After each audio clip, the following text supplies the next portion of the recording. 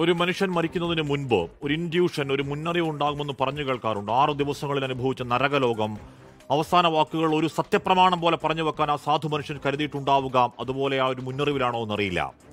നായ്ക്കളെ നോക്കുന്ന നോട്ടം പോലും നോക്കുന്നില്ലെന്ന വാചകത്തിൽ മാത്രമേ ഉള്ളൂ ചെറിയൊരു പിഴവ്. ആ തെരുവുനായ പക്ഷത്തിന് വേണ്ടി കോടതിയിൽ ഹാജരാവുന്നത് കോടികൾ വിലയുള്ള പഞ്ചനക്ഷത്ര വക്കീലന്മാരാണ്. കാശില്ലാത്ത മനുഷ്യന് മാത്രമാണ് സാറേ ഈ നാട്ടിൽ പട്ടിവില. ആ സിസ്റ്റം കാശില്ലാത്ത മനുഷ്യരോട് കാണിക്കുന്ന കണ്ണിൽ ചോരയില്ലാത്ത തെമ്മാടിത്തങ്ങൾ പറഞ്ഞ ഈ പോയ ദിവസത്തെ ചർച്ചയിൽ വന്നൊരു കമന്റാണ്: എടാ കോഴിക്കാൽ മാപ്രേ, നീ ഒരു സംസ്ഥാന വിരുദ്ധനാണ്. ബാക്കി പറഞ്ഞതൊക്കെ ബീപ്പിട്ട് പറയേണ്ട ഭാഷ. ആ വീഴ്ചകൾ, പിഴവുകൾ പറയുമ്പോൾ ഇവിടെയാണെങ്കിൽ സംസ്ഥാന വിരുദ്ധൻ, അവിടെയാണെങ്കിൽ രാജ്യവിരുദ്ധൻ. അധികാരത്തോട് അങ്ങേയറ്റം വിധേയരായി ന്യായീകരിക്കുന്ന വാലാട്ടികൾ, അല്ലെങ്കിൽ ഇവിടെ മാപ്ര അവിടെ പ്രസ്റ്റിറ്റ്യൂട്ട് എന്നതൊക്കെ ഐഡിയോളജിക്കൽ ഭേദമില്ലാത്ത അധികാരത്തിന്റെ ഒറ്റ ഭാഷയാണെന്ന് അറിയാത്തതല്ലെങ്കിലും വേദന മാത്രം അറിഞ്ഞ് മരിച്ചുപോയൊരു മനുഷ്യന്റെ അവസാന വാക്ക് കേട്ടിട്ടും ആ വർത്താനം വരുന്നെങ്കിൽ ചില്ലറയല്ല മനുഷ്യവിരുദ്ധത, അടിമത്തം. ഇനി അത് സംസ്ഥാന വിരുദ്ധ വർത്താനമാണെങ്കിൽ ഇന്നൊരു സംസ്ഥാന വിരുദ്ധൻ പറയുന്നുണ്ട്. ആരോഗ്യ കേരളത്തിന്റെ സെന്റർ ഓഫ് എക്സലൻസ്, 1-ാം നമ്പർ ആരോഗ്യ സ്ഥാപനത്തിന്റെ ഗതികെട്ട അവസ്ഥ, ആ മനുഷ്യവേദന മനസ്സിലാക്കുന്ന ഡോക്ടർ ഹാരിസ് ഹസൻ ആ പെരുമ്പറക്കാരോട് വിരൽ ചൂണ്ടുന്നു. അങ്ങേയറ്റം ആവതില്ലാത്ത മനുഷ്യരെ തറയിലിട്ടാണ് ചികിത്സയെങ്കിൽ സിസ്റ്റം കൊളാപ്സ് ആണ്, മര്യാദകേടാണ്, പ്രാകൃതമാണ്. ആ പ്രാകൃത ചികിത്സയുടെ വേദനയിൽ മരിക്കുന്നതിന് മണിക്കൂറുകൾക്ക് മുൻപ് ആ മനുഷ്യൻ പിന്നെയും കേരളത്തോടായി പറയുന്നു: ജീവൻ എന്തെങ്കിലും ആപത്ത് സംഭവിച്ചാൽ കാരണക്കാരിൽ ഒരുത്തനെയും വെറുതെ വിടല്ലേ, കോടതിയെ ശിക്ഷിക്കണേ. പ്രിയപ്പെട്ട സഹോദര വേണുചേട്ട, അവസാനാഗ്രഹം നടക്കില്ല. ഈ നാട്ടിലൊരു ചുക്കും സംഭവിക്കൽ എഴുതി വെച്ചോ. നാളെ ഒരു അന്വേഷണ റിപ്പോർട്ട്. ആർക്കുമില്ല കുറ്റം, പിഴവുകൾ. നമ്പർ 1 കേരളത്തിന് പിഴവുകൾ സംഭവിക്കലോ അസംഭവ്യം. കുറ്റം അത്രയും മരിച്ചുപോയ വേണുവിനാണ്. അമേരിക്കയും വെല്ലുന്ന സംവിധാനങ്ങളെന്ന മാരക തള്ളുകളിൽ ആവർത്തിക്കുന്ന ഒറ്റപ്പെട്ട ഈ സംഭവങ്ങളുടെ പരമ്പരകൾ പറയുന്നുണ്ട്: തള്ളുകാരെ, ഈ ആരോഗ്യ കേരളത്തിന് ധമനികളിൽ ബ്ലോക്കുണ്ട്. വേണ്ടത് അടിയന്തര ചികിത്സയാണ്, അല്ലാതെ കാശ് മുടക്കുന്ന PR പണിയല്ല. ആ പിഴവ് ചൂണ്ടിക്കാണിച്ചത് തിരുത്തണമെന്ന് പറയുന്നത് ഞങ്ങളല്ല സാറേ, സംസ്ഥാന വിരുദ്ധർ. ആഴത്തിൽ പിഴവുണ്ടെന്ന് അറിഞ്ഞിട്ടും അത് മറച്ചുവെക്കാൻ ഏതോ കമ്പാരിസൺ കണക്കിന് വ്യാജം പറയുന്ന സംവിധാന പിഴവിൽ ഒരു കുഞ്ഞിന്റെ കൈ മുറിച്ചു കളഞ്ഞ, വേണുവിനെ കൊന്നുകളഞ്ഞ നിങ്ങളാണ്. നിങ്ങൾ മാത്രമാണ് സംസ്ഥാന വിരുദ്ധർ, ഈ നാടിന്റെ ശത്രുക്കൾ. പ്രിയ പ്രേക്ഷകർക്ക് എൻകൗണ്ടറിലേക്ക് സ്വാഗതം.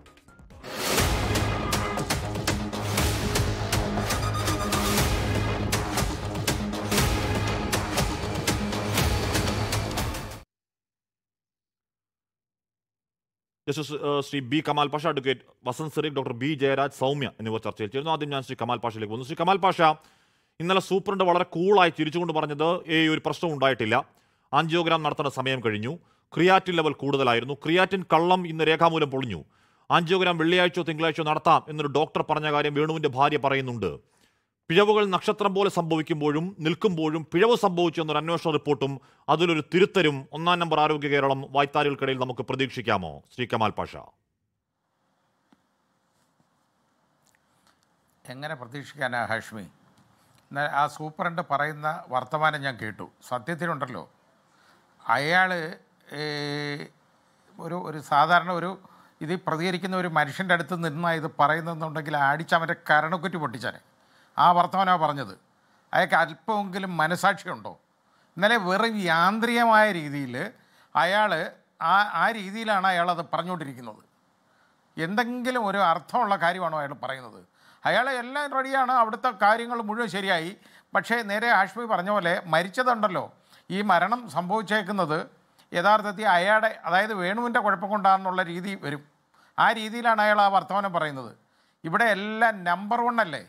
നമ്പർ 1 എന്ന് പറയുന്നത് നമ്മൾ കാണുന്നതാണ് നമ്പർ 1 എന്തുവാണെന്ന്. നമ്പർ 1 നമ്മൾ കണ്ടത് താണ്ട പാലക്കാട് ഒരു കുഞ്ഞിൻ്റെ കൈ മുറിച്ച് മാറ്റി.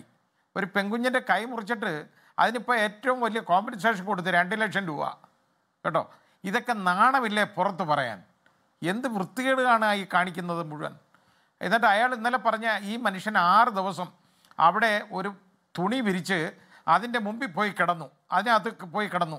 എന്നിട്ട് അയാളെ നോക്കാൻ ഒരു മനുഷ്യനില്ല. അതാണ് കാര്യം. ഒരു മനുഷ്യൻ പോലും അവിടെ ഇല്ല. അയാളെ ശ്രദ്ധിക്കാൻ ആരുമില്ല. അത് ആ രീതിയിലാണ് ആ കാര്യങ്ങൾ പോകുന്നത്. എന്നിട്ട് അയാളെ നോക്കുന്നില്ല. എന്നിട്ട് പറഞ്ഞ എന്താ, അയാൾക്ക് ആൻജിയോഗ്രാം ചെയ്യേണ്ട സമയം കഴിഞ്ഞു പോയി. അപ്പോൾ ആൻജിയോഗ്രാം ചെയ്യേണ്ട സമയം കഴിഞ്ഞു പോയാൽ ഇയാളെ കൊല്ലണം, അതാണ് വേണ്ടത്. അയാൾ മരിക്കണം. അയാൾക്ക് യാതൊരു ട്രീറ്റ്മെൻറ്റ് കൊടുക്കുന്ന പ്രശ്നമില്ല. ആൻജിയോഗ്രാം ചെയ്യാവുന്ന സ്റ്റേജ് കഴിഞ്ഞു. ഇവനൊക്കെ എന്തോ പറയുന്ന ആൻജിയോഗ്രാം ചെയ്യേണ്ട സ്റ്റേജ് കഴിഞ്ഞു എന്ന്. ഒരു കാർഡിയോളജിസ്റ്റ് ഈ പാവപ്പെട്ട മനുഷ്യനെ പോയി നോക്കിയിരുന്നെങ്കിൽ അയാൾക്ക് അറിഞ്ഞൂടെ? ഇയാൾ ഹാർട്ട് അറ്റാക്ക് കൊണ്ട് വലയുന്ന ഒരു മനുഷ്യനാണ്, ഹാർട്ട് ട്രബിൾ കൊണ്ട് വലയുന്ന ഒരു മനുഷ്യൻ. അയാൾക്ക് ആൻജിയോഗ്രാം ചെയ്താൽ അയാളുടെ ബ്ലോക്ക് എവിടെയാണെന്ന് കണ്ടുപിടിക്കാം, അത്രയേ ഉള്ളൂ. അതല്ലാതെ ഇത് ട്രീറ്റ് ചെയ്യാനോ അയാൾക്ക് ഒന്നുമില്ലെങ്കിൽ ഒരു സോർബിട്രേറ്റ് എങ്കിലും എടുത്ത് അയാളുടെ നാക്കിനടി ഇട്ട് കൊടുക്കാനോ യവന്മാർ പോയോ? ഒരു മനുഷ്യനും പോയില്ല, തിരിഞ്ഞു നോക്കിയില്ല. അയാൾക്ക് ആദ്യം ചെന്ന ദിവസം അടിയന്തരമായിട്ട് ഇയാളെ കൊണ്ടുപോകണമെന്ന് പറഞ്ഞു. ആ പാവങ്ങളുടെ ഈ പൈസ ഇല്ലാത്തതുകൊണ്ട് 108 ആംബുലൻസ് വിളിച്ചിട്ട് കിട്ടിയില്ല. അത് കാരണം അവർ കാശ് കൂടുതൽ കൊടുത്ത് ഒരു ആംബുലൻസ് വിളിച്ച് ഇയാളെ അവിടെ കൊണ്ടുപോയി. അവിടെ കൊണ്ടുപോയപ്പോൾ എന്താ, ഒരു ദിവസം അയാൾ മുഴുവൻ ഇട്ടിരുന്നു. പിറ്റേന്ന് അയാളുടെ ഭാര്യയെടുത്ത് പറയുക, ഇത് എനിക്ക് ഇതുവരെ ഒരു മരുന്നും തന്നില്ല, എന്നെ ആരും നോക്കിയില്ല. ഇയാളെ അവിടെ അനാഥനായിട്ട് അയാളെ ഇട്ടേക്കാണ്.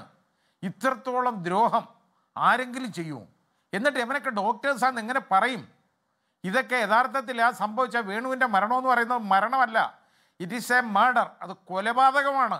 സിസ്റ്റം എന്ന് നമ്മൾ പറയുമല്ലോ. നമ്മുടെ റിപ്പോർട്ട് മന്ത്രി, നമ്മുടെ ബഹുമാനപ്പെട്ട ബഹു എന്ന് പറഞ്ഞില്ലെങ്കിൽ വലിയ പ്രശ്നമാണ് കേട്ടോ ഹാഷ്മി, അതുകൊണ്ടാണ് ഞാൻ അത് പറയുന്നത്. നമ്മുടെ മന്ത്രി പറഞ്ഞു സിസ്റ്റത്തിൻ്റെ തകരാറ് ഓരോന്ന് പറയുമല്ലോ ഇവിടെ. എന്നിട്ട് എന്താ, എന്ത് സിസ്റ്റത്തിൻ്റെ തകരാറ് വന്നാലും പറയും ആ റിപ്പോർട്ട് വിളിച്ചിട്ടുണ്ട്. ഞാൻ റിപ്പോർട്ട് മന്ത്രി എന്നാണ് ഇവരെ പറയേണ്ടത്. വേറെ ഒന്നുമില്ല, ഇവർക്കില്ല, ജോലിയൊന്നുമില്ല. റിപ്പോർട്ട് വിളിക്കുക, ഒരു റിപ്പോർട്ട്. എന്ത് റിപ്പോർട്ടാണ്? എന്താ ഈ ചെയ്യുന്നതൊക്കെ? തോന്നിവാസമല്ലേ കാണിക്കുന്നത്? ഇതാണോ ഭരണം? എന്നിട്ട് നമ്പർ 1 ഞാൻ ചോദിക്കട്ടെ, അമേരിക്കൻ സ്റ്റാൻഡേർഡ് ഉണ്ടെങ്കിൽ ഇവിടുന്ന് ചികിത്സിക്കാൻ പിന്നെ അമേരിക്ക പോകേണ്ട കാര്യമില്ലല്ലോ പണമുള്ളവന്. ഞാൻ പറഞ്ഞു പരിധിവരെ ശരിയുണ്ട്. ഇത്ര ആൾ ചികിത്സ നൽകി, എത്രയോ ലക്ഷം കുടുംബങ്ങൾ സൗജന്യ ചികിത്സ കൊടുത്തു, ഇൻഷുറൻസ് ഒക്കെ ശരിയാണ്. കമാൽ പാഷ, ചരിത്രപരമായി തന്നെ നമ്മുടെ നാട് ആരോഗ്യത്തിൽ, വിദ്യാഭ്യാസത്തിൽ, ഈ പറഞ്ഞ സാമൂഹ്യ നിലവാരങ്ങളിൽ മുന്നിലാണ്, തർക്കമില്ല. എന്ന് കരുതി പിഴവുകൾക്ക് ആ തഴമ്പ് പറയാവോ? ഇവിടെ അടിമുടി തകരാറാണെന്ന് അതിനെ വെറുതെ ചൂണ്ടിക്കാണിക്കുകയല്ല, വേണു സ്വന്തം ജീവൻ സാക്ഷ്യമാക്കി ചോദ്യം ചെയ്യുകയാണ് അതിനെ. ശ്രീ കമാൽ പാഷ, അത് ഭരണകൂടം കേട്ടേ മതിയാവൂ. അതാണ് ഹാഷ്മി ഞാനും പറയുന്നത്. അതായത് ഇപ്പോൾ ഇവിടെ ആർക്കും ഒന്നും കൊടുക്കുന്നില്ല എന്ന് ഞാൻ പറയുന്നില്ല. പക്ഷേ ഇവിടെ നമ്പർ 1 എന്ന് പറഞ്ഞിട്ട് നമ്മൾ മേലോട്ട് ഇങ്ങനെ കൈ ചൂണ്ടി നമ്പർ 1 എന്ന് പറയുമ്പോൾ ഒരു 10ാം സ്ഥാനം എന്തെങ്കിലും ആവണ്ടേ? അതായത് ഈ പാവപ്പെട്ട ഒരു മനുഷ്യനെ അവിടെ ഇട്ട് കൊല്ലാക്കൊല ചെയ്തു. അയാൾ വിളിച്ച് പറയുകയാണ്, അയാളൊരു വോയിസ് മെസ്സേജ് കൊടുക്കുകയാണ്, ഒരു സുഹൃത്തിൻ്റെ റെക്കോർഡഡ് മെസ്സേജ് ഈ മരിക്കുന്നതിന് മുമ്പ്. അത് കഴിഞ്ഞ് വളരെ ഏതാണ്ട് 1-2 മണിക്കൂറിനകത്ത് ഈ മനുഷ്യൻ മരണപ്പെട്ടു. ഇത് അയാൾ പറഞ്ഞു അയാൾക്ക് ഇവിടെ കൈക്കൂലിയൊന്നും ഇല്ലാതെ ഒന്നും ഒക്കത്തില്ല, ഇവിടെ വലിയ അഴിമതിയാണ്. അയാൾ വിരൽ ചൂണ്ടിയത് ഈ സിസ്റ്റത്തിനെയാണ്. ഞാൻ പറയുന്നത് ഈ സിസ്റ്റത്തിനെയാണ് ഞാനും പറയുന്നത്. ഈ സിസ്റ്റം എന്ന് പറയുന്നതാണ് ഈ കൊലപാതകം നടത്തിയത്, സിസ്റ്റമാണ്. അല്ലാതെ ഇത് വേണു മരിച്ചതല്ല, വേണുവിനെ കൊന്നതാണ്. അയാൾ ഇവിടെ കിടന്നിട്ട് അയാൾക്ക് ആശുപത്രി കൊണ്ടുപോകാൻ നിവൃത്തിയില്ലാതെ അയാൾ വീട്ടിൽ കിടന്ന് മരിച്ചിരുന്നെങ്കിൽ നമുക്ക് പറയാം അയാളെ ആശുപത്രി കൊണ്ടുപോയില്ല, വീട്ടുകാരുടെ പിഴവാണെന്ന് പറയാം. ഇതാരുടെ പിഴവാണെന്ന് പറയും ഹാഷ്മി? ഇത് ഇത്രത്തോളം തോന്നിവാസം കാണിക്കാമെന്ന് പറഞ്ഞാൽ ഒന്ന് ആലോചിച്ചോളൂ. ആ മനുഷ്യൻ പോയിട്ട് 6 ദിവസം അയാളൊരു തുണി വിരിച്ച് തറയെ കിടന്നു ഈ സിസ്റ്റത്തിൽ. ഇതാണ് സിസ്റ്റം. നമ്മുടെ നമ്പർ 1 എന്ന് പറയുന്നതാണ് ഈ തുണി വിരിച്ച് തറയെ കിടത്തുന്നത്. അതാണ് സിസ്റ്റം. എന്ത് ചെയ്യാൻ പറ്റും? ഞാനിത് രാഷ്ട്രീയമായിട്ട് ഞാൻ പറയുന്നതല്ല, എനിക്ക് രാഷ്ട്രീയമൊന്നുമില്ല, എനിക്കിത് വിളിച്ച് പറയാൻ പറ്റും. പക്ഷേ ഇത് കണ്ട് സങ്കടം സഹിക്കാൻ വയ്യാതെ ഞാൻ പറഞ്ഞതാണ്. ഇത് വലിയ കഷ്ടമാണ്. സിസ്റ്റം നടത്തിയ മർഡറാണ്. ഒരു ഡോക്ടർ അവിടെ വന്നപ്പോൾ ഇയാളുടെ ഭാര്യ ഇതും കൊണ്ട് ചെന്നു കേട്ടോ അടുത്ത്. കാരണം ഇത്രയും വയ്യാതെ കിടക്കുകയാണ്, അയാൾക്ക് ഒന്നും കിട്ടുന്നില്ല, അയാൾക്ക് ശ്വാസം കിട്ടുന്നില്ല. ശ്വാസതടസ്സം എന്ന് പറയുന്നത് ആ പൾമണറി ഡിസോർഡറാണ് വരുന്നത്, ഹാർട്ട് അറ്റാക്കിൻ്റെ മൂർച്ഛിക്കുമ്പോഴാണ്. അപ്പോൾ ചെന്ന് പറഞ്ഞു ഇതേ ഞാനല്ല നോക്കേണ്ടത് കേട്ടോ, നിങ്ങളുടെ ഡോക്ടർ വേറെയാണ്, അയാൾ വന്ന് നോക്കണം. ഇത് എന്ത് വൃത്തികെട്ടവനാണെന്ന് ആലോചിച്ച് നോക്കിയോളൂ. അയാൾ ഈ വെള്ളക്കുപ്പായിട്ടോണ്ട് നടക്കുന്ന ഒരു ഡോക്ടർ എന്ന് പറയുന്ന യഥാർത്ഥത്തിൽ ഇവനൊക്കെ എന്ത് ചെയ്യാൻ പറ്റും? ഇവനൊക്കെ ധാർമ്മിക രോഷം കൊണ്ട് പറയുന്ന കാശ്മീർ അല്ലാതെ എനിക്ക് ഡോക്ടേഴ്സാണ്. അവിടെ ഡോക്ടർമാർ കുറവാണ്, അവിടെ ജീവനക്കാർ കുറവാണ്, ഒക്കെ ശരിയാണ്. ഇത് ഡോക്ടർമാർ ജോലി ചെയ്യുന്നില്ലെന്നോ അധ്വാനിക്കുന്നില്ലെന്നോ പറയുന്നില്ല. ഇവിടെ സിസ്റ്റർമാരും ബാക്കി ജീവനക്കാരും ജോലി ചെയ്യുന്നുണ്ട്. ഇവിടെ പ്രശ്നം എന്താണ്? ഇവിടെ പ്രശ്നം അടിമുടി സിസ്റ്റത്തിനാണ് പ്രശ്നം, അല്ല ഡോക്ടർമാരുടെയും സിസ്റ്റർമാരുടെയും പ്രശ്നമല്ല, സിസ്റ്റത്തിനാണ് പ്രശ്നം. ആ പിഴവ് പരിഹരിക്കണം. അതിന് ഉത്തരവാദിത്വം ആരോഗ്യ വകുപ്പിനാണ്, അതിന് ഉത്തരവാദിത്വം ആരോഗ്യ മന്ത്രിക്കാണ്. കമാൽ പാഷ, അത് തന്നെ ഞാനും പറയുന്നത്.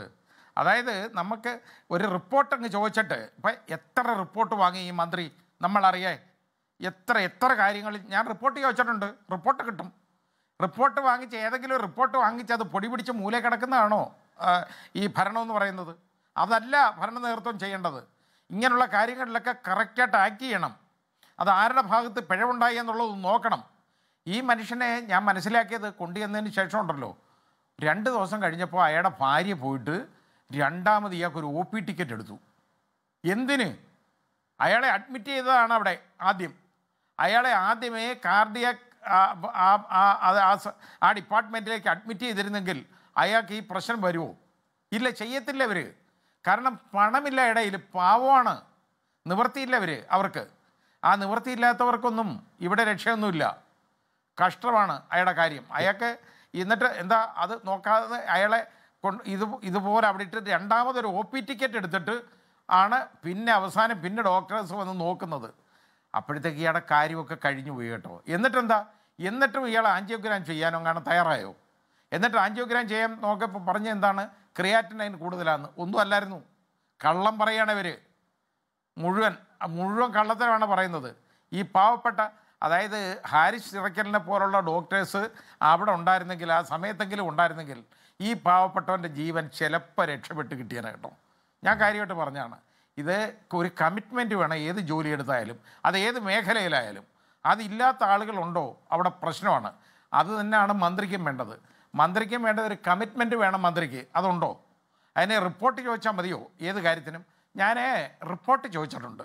ആ റിപ്പോർട്ട് വരുമ്പോൾ അതിൽ ആലോചിച്ച് നടപടിയെടുക്കും. ഇവരെ ആലോചിച്ചുകൊണ്ടിരിക്കുകയാണ്. ഇവിടെ പാവങ്ങൾ മരിച്ചുകൊണ്ടുമിരിക്കും.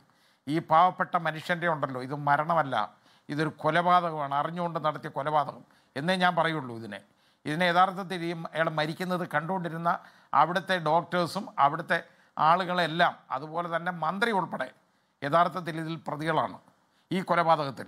ഇല്ലയെന്ന് പറയാൻ പറ്റത്തില്ല. ഞാൻ പറഞ്ഞില്ലേ, ഒരു കൊച്ചിൻ്റെ, ഒരു പാവപ്പെട്ട കുഞ്ഞിൻ്റെ കൈ മുറിച്ചു മാറ്റി. നമ്മൾ കണ്ടില്ലേ ഹാഷ്മി, എന്തുമാത്രം അശ്രദ്ധയാണെന്ന് നോക്കിക്കോളൂ. ഏറ്റവും വലിയ മെഡിക്കൽ നെഗ്ലിജൻസ് അല്ലേ നമ്മളവിടെ കാണുന്നത്. ആ കൈ മുറിച്ചു മാറ്റിയതിന് ശേഷം ഇപ്പോൾ അതിന് എന്താണെന്നറിയോ, ഇപ്പോൾ വളരെ കഷ്ടപ്പെട്ട് എന്തായാലും മുഖ്യമന്ത്രിയുടെ ദുരിതാശ്വാസ നിധിയിൽ നിന്ന് അതിന് കൊടുത്തിട്ടുണ്ട് 2 ലക്ഷം രൂപ ഒരു കുഞ്ഞിൻ്റെ കൈ മുറിച്ചു മാറ്റിയതിനാണ്. അതൊരു മോട്ടോർ ആക്സിഡൻറ്റിലായിരുന്നെങ്കിലോ അതിന് എത്ര ലക്ഷം രൂപ കോമ്പൻസേഷൻ കൊടുക്കുമെന്നുള്ളതിനെക്കുറിച്ച് എനിക്ക് ജഡ്ജിയായിരുന്ന എനിക്കൊരു ഊഹമുണ്ട്. ഒരു 25 ലക്ഷം രൂപയെ കുറയത്തില്ല ആ കുഞ്ഞിന്. 2 ലക്ഷം രൂപ നഷ്ടപരിഹാരം കൊടുത്തു ഒരു കുഞ്ഞിൻ്റെ കൈ മുറിച്ചു മാറ്റിയതിന്. അത് അവിടെ ഇരിക്കട്ടെ. ഇനി അത് മുഴുവൻ ഇതെല്ലാം കൊടുക്കണമെന്ന് ഞാൻ പറയുന്നില്ല. കാരണം ഇതെല്ലാം ജനങ്ങളുടെ നികുതി പണമാണ് ഇവരെടുത്തിട്ട് കളിക്കുന്നത് മുഴുവൻ. ഇത് എന്നിട്ട് പോലും ഈ മനുഷ്യൻ അവിടെ കിടന്ന് മരിച്ചതുണ്ടല്ലോ, നമ്മുടെയൊക്കെ മനസാക്ഷി ഒരുപാട് വല്ലാതെ നമ്മളെ ഹോണ്ട് ചെയ്യും. മനസ്സിനെയൊക്കെ വളരെ ഹോണ്ട് ചെയ്യുന്നുണ്ട്. അതുകൊണ്ടാണ് ഞാൻ ഇത്രയും പറഞ്ഞത്. അതിനകത്ത് ധാർമ്മിക രോഷം എനിക്കുണ്ട്. ആർക്കും വേദനയും സങ്കടം ഉണ്ടാക്കുന്നതാണ് ശ്രീ കമാൽ പാഷ. പ്രിയോട് പ്രേക്ഷകരെ, സൗമ്യ, നമ്മുടെ പാനലിരിക്കുന്ന സൗമ്യ കല്ലറയിലാണ് വീട്. ഈ ചികിത്സ ഇപ്പോൾ ഈ കഴിഞ്ഞ ദിവസത്തെ ചർച്ചകളുടെ ശേഷം നമ്മുടെ ഇടുന്ന വീഡിയോകൾക്ക് അല്ലെങ്കിൽ താഴെ വരുന്ന കമൻറ്റുകളിൽ, ഇൻബോക്സുകളിൽ വരുന്ന ഈ പിഴവുകളുടെ 100 അനുഭവ സാക്ഷ്യങ്ങൾ വരുന്നുണ്ട്. ചികിത്സാ പിഴവുകളുടെ നരകയാതനയുടെ ദുരനുഭവങ്ങൾ പറയാനുള്ള 100 കണക്കിന് ആളുകളുണ്ട്. അതിലൊരാളാണ് സൗമ്യ. അമ്മയുടെ ചികിത്സയുമായി ബന്ധപ്പെട്ടാണ് ആ വേദന. സൗമ്യ, പറയൂ, അമ്മയുടെ ആരോഗ്യ പ്രശ്നം എന്തായിരുന്നു? എന്താണ് അനുഭവം?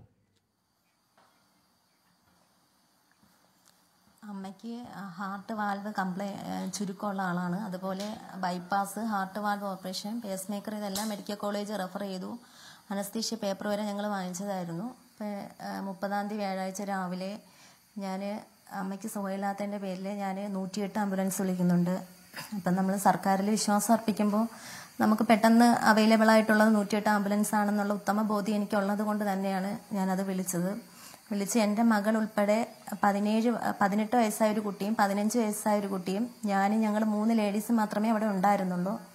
അപ്പം 108 ആംബുലൻസ് വന്ന് അവരൊരു ആണും പെണ്ണുമായിരുന്നു. അപ്പോഴത്തേക്ക് അവർ വന്നു. മൊത്തം 5 പേരുണ്ടായിരുന്നു. 5 പേരിൽ അവർ വന്നിട്ട് 5 പേർക്ക് നമുക്ക് സുഖമായിട്ട് സ്ട്രക്ചർ കൊണ്ടുവച്ച് പിടിച്ചുകൊണ്ട് ഒരു രോഗിയെ കൊണ്ടുപോകാമെന്നുള്ള സ്ഥലത്ത് അവരെൻ്റെ അടുത്ത് പറഞ്ഞു, പുറത്തുനിന്ന് ആളിനെ വിളിച്ചു കൊടുക്കണമെന്ന് പറഞ്ഞു. ഞാൻ ഫോൺ ചെയ്ത് പുറത്തുനിന്ന് ആളിനെ വിളിച്ചു. അവർ വന്നതിന് ശേഷമാണ് ആംബുലൻസ് കയറ്റിയത്. അപ്പോൾ എവിടെ പോകണമെന്ന് ചോദിച്ചു. ഞാൻ പറഞ്ഞു മെഡിക്കൽ കോളേജിൽ പോകണമെന്ന് പറഞ്ഞു. അപ്പോൾ എന്നിട്ട് ഞാൻ പറഞ്ഞു ഇങ്ങനെ ഓപ്പറേഷൻ എഴുതിയിരുന്നതാ എന്ന് പറഞ്ഞു, ചെസ്റ്റ് പെയിൻ ഉണ്ട് എന്ന് പറഞ്ഞു. അപ്പോൾ ഞങ്ങളിൽ നിന്നുള്ള റെഫറൻസ് ഒന്ന് വാങ്ങിച്ച് നോക്കിയാവട്ടെ, ഒന്നും അവരതിനകത്ത് ചെയ്തില്ല. ഒരു BP നോക്കുകയോ പൾസ് നോക്കുകയോ ഓക്സിജൻ കൊടുക്കുകയോ ഒന്നും ചെയ്തിട്ടില്ല. അമ്മ ഇങ്ങനെ ഓർക്കാനിക്കുക. അപ്പം ഞാൻ ചോദിച്ചു, ഇങ്ങനെ തല ഞാനിങ്ങനെ കവർ ഇങ്ങനെ പിടിച്ചു കൊടുക്കുന്നുണ്ട് ഓർക്കാനിക്കുന്നതുകൊണ്ട്. അപ്പം ഞാൻ ചോദിച്ചു, നിങ്ങൾക്ക് ഇങ്ങനെ തല പൊക്കി വെക്കാൻ പറ്റത്തില്ലേ എന്ന് ചോദിച്ചപ്പോൾ അവരെൻ്റെ അടുത്ത് പറഞ്ഞു, ആ സിസ്റ്റം ഞങ്ങളതിൽ ഇല്ല എന്ന് പറഞ്ഞു.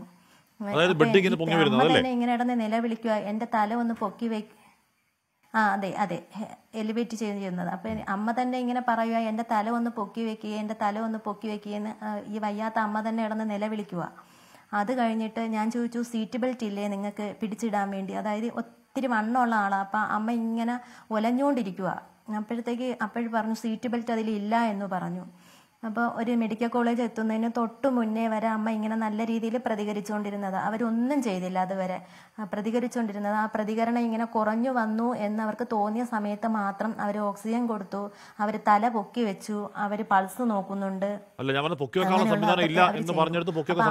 എൻ്റെ അടുത്ത് ഇല്ല.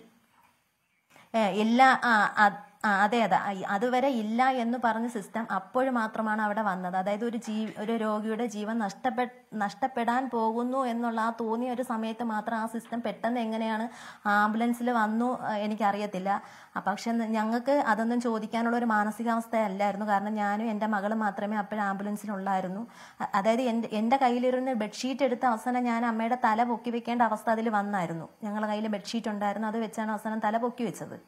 അപ്പം എന്നിട്ട് പോലും അവർ ഈ ലാസ്റ്റ് ഘട്ടത്തിലാണ് ഇത് വന്നത്. അപ്പം മെഡിക്കൽ കോളേജിൽ ഞങ്ങൾ കൊണ്ടെത്തിച്ചു. അപ്പോൾ ഡോക്ടർ പറഞ്ഞതെന്ന് പറഞ്ഞാൽ എത്ര നേരം കൊണ്ടാണ് ഈ പ്രതികരണം നിന്ന് പോയത്, അമ്മയെ മരിച്ചാണല്ലോ ഇവിടെ കൊണ്ടുവന്നേന്നു. അപ്പം ഞാൻ പറഞ്ഞില്ല, അങ്ങനെ മരിച്ചിട്ടില്ല എന്നാണ് പറഞ്ഞത്. പക്ഷേ യഥാർത്ഥത്തിൽ മരിച്ചു. അവർ അരമണിക്കൂർ നേരം ഡെത്ത് കൺഫേം ചെയ്യാൻ വേണ്ടി അവരെ കൊണ്ട് പറ്റാവുന്നതൊക്കെ അവർ ചെയ്തു, പക്ഷേ കിട്ടിയില്ല. നമ്മൾ ആശ്രയിക്കുന്നത് ഇപ്പം പാവങ്ങളാണ്. അപ്പം നമുക്ക് ആശ്രയിക്കാൻ പറ്റുന്നത് ചിലപ്പോൾ ഇങ്ങനെയുള്ള പിന്നെ സർക്കാർ സംവിധാനങ്ങൾ മാത്രമേ ഉള്ളൂ. അപ്പം അങ്ങനെ കൊണ്ടുപോകുന്ന ഒരു രോഗിയെ അത്രയും സുരക്ഷിതമായി എത്തിക്കുക എന്നുള്ളത് അവർ കടമയാണ്. പക്ഷേ എന്തുകൊണ്ട് അവരത് ചെയ്തില്ല എന്നുള്ളത് എൻ്റെ ഒരു ചോദ്യമാണ്. അത് സർക്കാരിനോട്, ആരോഗ്യ വകുപ്പിനോട് കൂടിയുള്ള എൻ്റെ ഒരു ചോദ്യം മാത്രമാണ്. ഇനി അമ്മയുടെ തല പൊക്കി വെക്കണം എന്നറിയാത്ത ആളാണെങ്കിലോ സൗമ്യ? അല്ല, തല പൊക്കി വെക്കണമെന്ന് തന്നെ അത് സാമാന്യ ബോധമുള്ള അതായത് ആംബുലൻസിൽ നിയമിക്കുന്നത് ഒരു സിസ്റ്ററെ ആണല്ലോ, നഴ്സിംഗ് പഠിച്ച ഒരാളിനെയാണല്ലോ. അല്ല, പുറത്തുനിന്നുള്ള ഒരാളിനെ ഒരിക്കലും അവിടെ ഇപ്പം വഴിയിൽ കൂടെ പോകുന്നതോ അല്ലെങ്കിൽ വേറൊരാളിനെ നിങ്ങൾ ഇന്ന് ആംബുലൻസിൽ ഇരിക്കുക അവർക്കൊപ്പം എന്നും പറഞ്ഞ ഒരാളെ ഒരിക്കലും അങ്ങനെ സർക്കാർ നിയമിച്ച് കൊണ്ടുവരത്തില്ല എന്നുള്ളതാണ് എനിക്കറിയാവുന്നുള്ളത്. എനിക്കറിയത്തില്ല അതിനെക്കുറിച്ച്. അപ്പം അങ്ങനെയുള്ള ഒരാൾക്ക് ഒന്നാമത് വൊമിറ്റ് ചെയ്യുന്ന ഒരു വ്യക്തി അവരുടെ തല തന്നെ പൊക്കി വെക്കണം എന്ന് അറിയാത്ത ആരെങ്കിലും ഉണ്ടോ? പിന്നെ എന്തിനാണ് അവർ ലാസ്റ്റ് ഘട്ടത്തിൽ തല പൊക്കി വെച്ചത്? ഈ മെഡിക്കൽ കോളേജിലോട്ട് ആദ്യമായിട്ട് കൊണ്ടുപോകണോ? ഒത്തിരി തവണ ഞാൻ അമ്മയും കൊണ്ട് ഈ മെഡിക്കൽ അല്ല, ആദ്യമായിട്ടല്ല. ഞാൻ ഒത്തിരി തവണ മെഡിക്കൽ കോളേജിൽ നേരത്തെ അമ്മയെ കൊണ്ട് കിടന്നിട്ടുണ്ട്. ഇതുപോലെ കൊണ്ടുപോയി അത് അന്നൊക്കെ ഈ സംവിധാനങ്ങളെല്ലാം അവൈലബിൾ ആയിരുന്നു. ഞാൻ ഒരിക്കലും അന്നത്തെ കാര്യത്തിലൊന്നും 108 ഞാൻ പറയത്തില്ല. ഇപ്പം വന്നൊരു അനുഭവമാണോ ഞാൻ പങ്കുവയ്ക്കുന്നത്. നേരത്തെ ഒന്നും അങ്ങനെ ഒരു സംഭവം ഉണ്ടായിട്ടില്ല. ഇതിന് മുന്നേ 108 ഞാൻ കൊണ്ടുപോയിട്ടുണ്ട്. 108 കൊണ്ടുപോയി നേരെ ICU വാർഡിൽ പ്രവേശിപ്പിച്ചു. പിന്നെ അവിടെ നിന്ന് ICUലാണ് കൊണ്ടുപോകുന്നത് കഴിഞ്ഞ ഈ 9ാം മാസത്തിൽ. അതിന് മുന്നേ ഞാൻ അമ്മയെ മെഡിക്കൽ കോളേജിൽ കൊണ്ടുപോയിട്ടു. പക്ഷേ വാർഡുകളിലെ അവസ്ഥയെന്ന് പറഞ്ഞാൽ അത്രയും ശോചനീയമായ അവസ്ഥയാണ്. അമ്മയെ കൊണ്ടുപോയിട്ട് ഒരു വൈകുന്നേരത്തോടുകൂടി 7 മണിയോടുകൂടി അവിടെ എത്തുമ്പോൾ വെളുപ്പാങ്കാലം വരെ സ്ട്രെക്ചറിൽ എൻ്റെ അമ്മ കിടന്നിട്ടുണ്ട്. വന്ന് നോക്കിയിട്ട് പോലുമില്ല ഡോക്ടേഴ്സ്. അവസാനം ഞാൻ ചെന്ന് ഡോക്ടർമാരുമായിട്ട് വഴക്കിട്ടതിന് ശേഷം അവർ പറയുന്നു അതുവഴി വരുന്നുണ്ട്, ഇതുവഴി വരുന്നുണ്ട്, അങ്ങോട്ട് വന്നിട്ടുണ്ട്, ഇങ്ങോട്ട് വന്നിട്ടുണ്ട് എന്ന് വീണ്ടും ഞങ്ങൾ അമ്മയുടെ അടുത്ത് തിരിച്ചു വരും. പക്ഷേ ഡോക്ടർ വരത്തില്ല. അവസാനം ചെന്ന് വഴക്ക് പറഞ്ഞാണ് ഡോക്ടർമാർ വന്ന് നോക്കുന്നത്. അല്ലാതെ അവർ തിരിഞ്ഞു പോലും നോക്കൂല. അവിടെ എന്ന് പറഞ്ഞാൽ പിടിപാടുണ്ടെങ്കിൽ നമുക്ക് പെട്ടെന്ന് കാര്യങ്ങൾ നടക്കും. പിടിപാടില്ലെങ്കിൽ സാധാരണക്കാരായ മനുഷ്യർ ഞാനൊക്കെ എന്ന് പറഞ്ഞാൽ എവിടെയെങ്കിലും പെട്ടെന്ന് കയറി പ്രതികരിക്കും. അതുകൊണ്ട് മാത്രം ഒരു മണിക്കൂറോ 1.5 മണിക്കൂറോ 2 മണിക്കൂർ കഴിഞ്ഞ് ഡോക്ടർ വന്ന് നോക്കാം. അല്ലാത്തയാണെങ്കിൽ നമുക്ക് അവിടെ കിടക്കാനേ പറ്റത്തുള്ളൂ. ഒന്നും ചെയ്യാൻ പറ്റാത്ത അവസ്ഥയാണ്.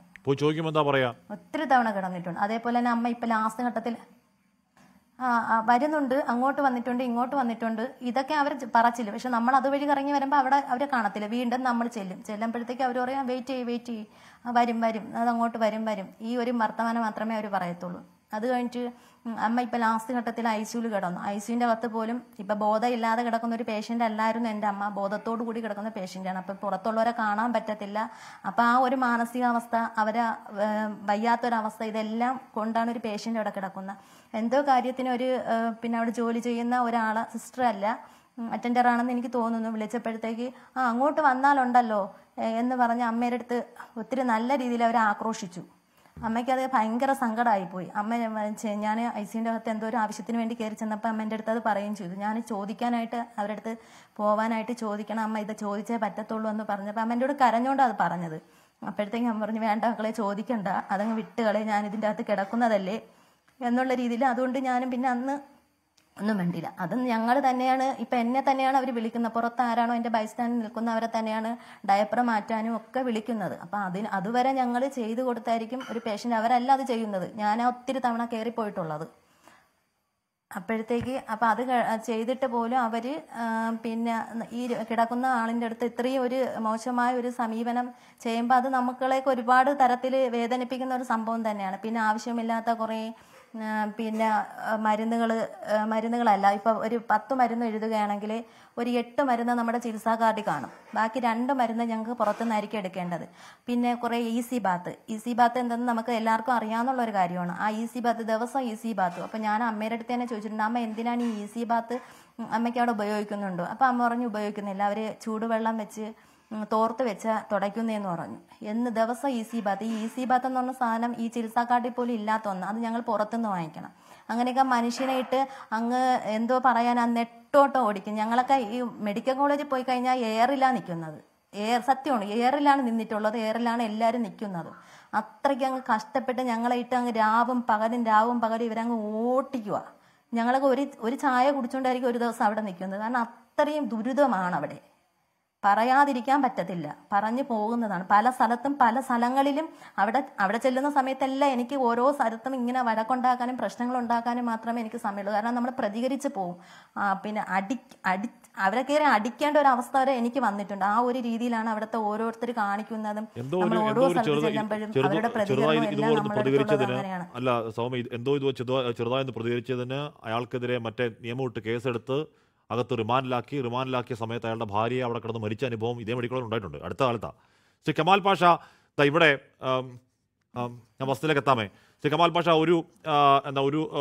ഒരാൾ അയച്ചു തന്നാണ് അവരുടെ സഹോദരന് പക്ഷാഘാതം വന്നപ്പോഴേക്കും അവിടെ മൂക്കിൽ ട്യൂബ് ഇട്ട് തറ കിടത്തേക്കാണ്, ഒരു പുൽപ്പായിട്ട് തറ കിടത്തിയിരിക്കുന്ന ദൃശ്യം ഒരു സഹോദരി അയച്ചു തന്നാണ്, എനിക്ക് ഇന്ന് വൈകുന്നേരം അയച്ചു തന്നാണ്. ശ്രീ കമാൽ പാഷ, ഈ പറയുന്ന അനുഭവങ്ങളൊക്കെ ഏതെങ്കിലും താലൂക്ക് ആശുപത്രിയിലെ കാര്യമല്ല, ഈ കേരളത്തിലെ നമ്പർ 1 എന്ന് പറഞ്ഞാൽ നമ്മൾ ഈ കൊട്ടുഘോഷിക്കുന്ന ആരോഗ്യ കേരളത്തിലെ ഒന്നാം നമ്പർ മെഡിക്കൽ കോളേജ് ആരോഗ്യ കേന്ദ്രത്തിൽ നടക്കുന്ന സംഭവങ്ങളാണ് പറയുന്നത്. ദുരിതപ്പാടാണെന്ന് ഇപ്പം ഞാൻ പറയുന്നത് നോക്കൂ. ഒരു ഗതിയും പരഗതിയും ഇല്ലാത്ത പരമസാധു മനുഷ്യരാണ് അങ്ങോട്ടേക്ക് പോവുക അല്ലേ? അവരെ ഇട്ടാണ് ഈ ചക്രശ്വാസം വലിപ്പിക്കൽ. മാറ്റം ഉണ്ടാവണ്ടേ ശ്രീ കമാൽ പാഷ? വേണം. അപ്പം ഈ സൗമ്യ പറഞ്ഞത് തന്നെ സംഭവിച്ചില്ലേ, ഒരു കാര്യം. സൗമ്യയുടെ അനുഭവം മെഡിക്കൽ കോളേജ് ചെന്ന് കഴിഞ്ഞാൽ എയറിലാണ് നിൽക്കുന്നതെന്നാണ് സൗമ്യ പറഞ്ഞത്. ഇതുവരെ പാവപ്പെട്ട ആളുകൾ അത് എന്നിട്ട് സൗമ്യ പറഞ്ഞു, ആ സൗമ്യ പ്രതികരിക്കുന്നത് കൊണ്ട് മാത്രം ഈ ഡോക്ടേഴ്സ് വന്ന് നോക്കിയിട്ടുണ്ട്, ഇല്ലെങ്കിൽ അതും ഇല്ല.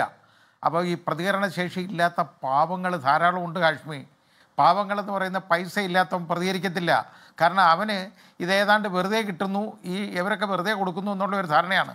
അത് അവൻ്റെ അവകാശമാണെന്ന് അവൻ തിരിച്ചറിയുന്നില്ല നമ്മുടെ നാട്ടിൽ. അതാണ് പ്രശ്നം.